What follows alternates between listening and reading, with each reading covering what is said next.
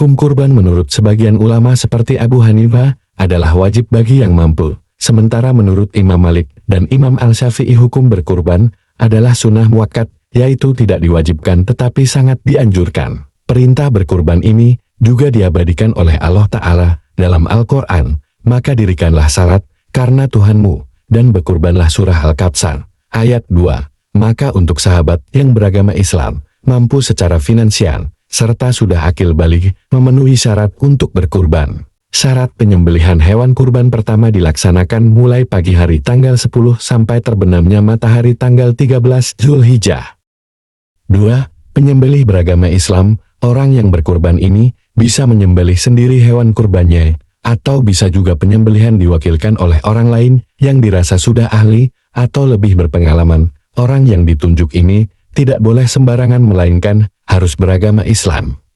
Akil balik dan mampu menyembelih, membaca bismillah, dan berniat atas nama orang yang berkurban. 3. Alat penyembelihan harus tajam, tidak tumpul, dan berkarat. Alat tersebut bisa berbahan besi, bambu, kaca ataupun yang lainnya, tidak diperkenankan berbahan tulang, kuku, ataupun gigi. Alat harus tajam, karena Islam melarang keras para muslim untuk menganiaya hewan meskipun saat sedang disembelih sekalipun, sehingga alat penyembelih haruslah yang bisa memotong urat nadi hewan dalam sekali sayatan, agar hewan tidak terlalu menderita saat ajal. 4. Alat harus tajam, karena Islam melarang keras para muslim untuk menganiaya hewan meskipun saat sedang disembelih sekalipun, sehingga alat penyembelih haruslah yang bisa memotong urat nadi hewan dalam sekali sayatan, agar hewan tidak terlalu menderita saat ajal. Untuk syarat hewan yang dikurbankan sebagai berikut. Domba da'an harus mencapai minimal usia 1 tahun lebih, atau sudah berganti giginya. Al-Jadza, Rasulullah Shallallahu Alaihi Wasallam bersabda, sembelihlah domba yang jadza, karena itu diperbolehkan. Hadits Sahih, riwayat Ibnu Majah. Pertama, kambing kacang masin harus mencapai usia minimal 2 tahun lebih. 2. Sapi dan kerbau harus mencapai usia minimal 2 tahun lebih. 3. Unta harus mencapai usia 5 tahun atau lebih. Tata cara berkurban.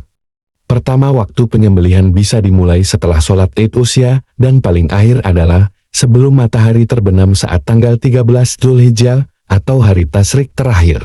2. Menghadap arah kiblat. Arah hewan yang akan disembelih harus menghadap kiblat, begitupun orang yang bertugas menyembelih harus menghadap kiblat.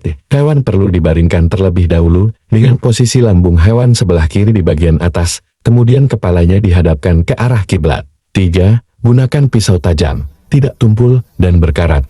4. Mengucap basmalah. Proses penyembelihan bisa diawali dengan membaca Bismillahirrahmanirrahim. Bacaan ini dibaca oleh setiap petugas penyembelih hewan kurban, jadi tidak boleh diwakilkan. 5. Menyembelih dengan cepat. Penyembelihan dilakukan dengan menggorokkan pisau ke depan dan ke belakang dengan kuat dan cepat serta dengan pisau yang tajam. Pastikan 2 urat leher terpotong. Dalam mazhab Syafi'i ada 2 saluran yang wajib putus ketika hewan disembelih, yaitu saluran nafas hulkum dan saluran makanan mari. Lalu, kepada siapa daging kurban dibagikan? Daging kurban dibagikan kepada sohibul kurban sebanyak 1/3 daging kurban, tetangga sekitar, kerabat, teman, dan fakir miskin, seperti firman Allah dalam Qs Al-Hajj ayat 28. Makanlah sebagian dari daging kurban, dan berikanlah kepada orang fakir. Keutamaan berkurban.